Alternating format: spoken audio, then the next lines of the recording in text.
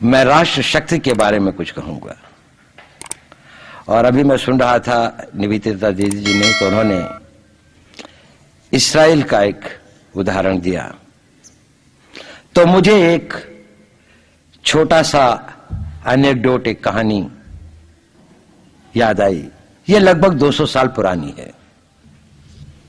Saint Petersburg में, रूस के अंदर, बिल्कुल वो यूरोप के बॉर्डरिंग एरिया है, जहां पर लगभग यूरोप का प्रभाव बहुत अधिक है, पर वैसे रूस का भाग हुआ करता था। रूस का वो वेस्टर्न मोस्ट पार्ट है। वहां पर एक रबी रहता था, बूढ़ा सा, ज्यूस का एक धर्मोपदेशक। तो वहां के बिशप ने अपनी एक मेमोइर्स में ये बात लिखी है कि एक बार मैं उस रबी के पास गया और मैंने उससे कहा कि इतने सैकड़ों सालों से आप लोग लड़ रहे हो, क्या लगता है आपको, क्या विजय मिलेगी? उसने कहा, हां, विजय तो जरूर मिलेगी। उसने कहा, कहां है विजय? आप लोग सभी जगह तो पिट रहे हो, हार रहे हो, मारे जा रहे हो। तो उसने कहा, अभी तो लड़ाई जारी है, खत्म तो नहीं हुई। तो उसने कहा, ये खत्म कब होगी? उसने कहा, ये लड़ाई तो तभी खत्म होगी जब हम जीतेंगे।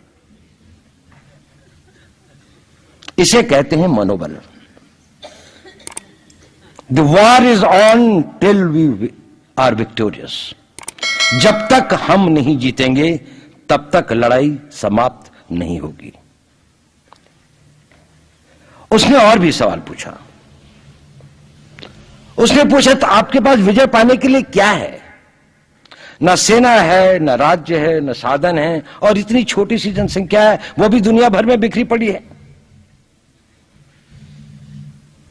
उसने कहा, हमारे पास हमारा मनोबल है, हमारे पास वो इच्छा शक्ति है, वो दृढ़ संकल्प है, और जब तक हमारे पास वो है, हमारी लड़ाई जारी रहेगी। तो क्या आपकी सबसे बड़ी चुनौती क्या है? इस पर आकर वो रबी रुक गया।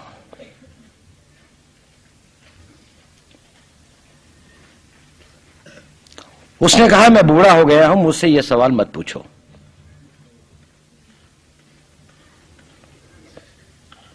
तो उस आर्क बिशप ने इंसिस्ट किया कि बताओ, तुम्हारे सामने सबसे बड़ी चुनौती क्या है?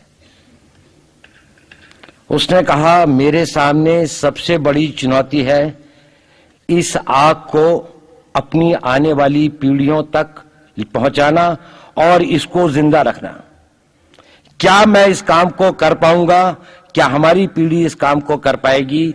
सबसे बड़ी चुनौती यह है। बाकी रास्ता तो यह खुद निकाल लेंगी। क्या हम अपने युवा वर्ग में आस्था और विश्वास पैदा कर पाएंगे? शब्दों की आस्था, शब्दों का विश्वास नहीं, आत्मा की आस्था, हृदय का विश्वास। यह पर्यायवाची शब्द नहीं है। आस्था, जो उसने शब्दों का प्रयोग किया था, आस्था फेथ है जिसमें रीजन नहीं है, उसमें तर्क नहीं है। विश्वास, कॉन्फिडेंस है जिसमें तर्क है। विश्वास टेंजिबल्स में होता है, आस्था एब्स्ट्रैक्ट में होती है। यानी आस्था उन चीजों में होती है जिसको आप देख नहीं सकते, जिसको आप छू नहीं सकते, लेकिन महसूस कर सकते हैं आत्मा की गहराइयों से। विश्वास उन चीजों का होता है जिनको आप देख सकते हैं, जिनको आप नाप सकते हैं। विश्वास होता है आपके नेतृत्व में, विश्वास होता है संगठन में, आस्था होती है अपने विश्वासों में, आस्था होती है अपने धर्म में, आस्था होती है उन फिलोसॉफिकल, उन आपके जो तत्व हैं, जो जीवन के सारभूत तत्व होते हैं, उनमें आपकी आस्था होती है। उसके लिए कोई रीजन नहीं होता। जब आप अपनी आस्थाओं को तर्क के द्वारा या अपने विश्वास को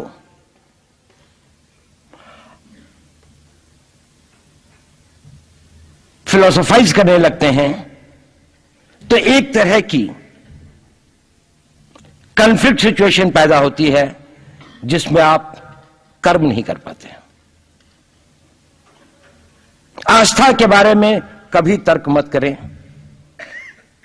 वो एक given fact, given reality of life है। अगर ये फेथ नहीं है तो समय बर्बाद करने से कोई फायदा नहीं, और अगर ये फेथ है तो फिर रीजनिंग एंड तर्क और मस्तिष्क को लगाएं कि उस फेथ को आप किस प्रकार से कार्यान्वित कर सकते हैं।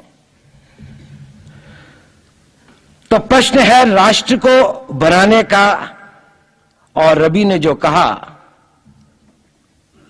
उससे एक बात आगे चलकर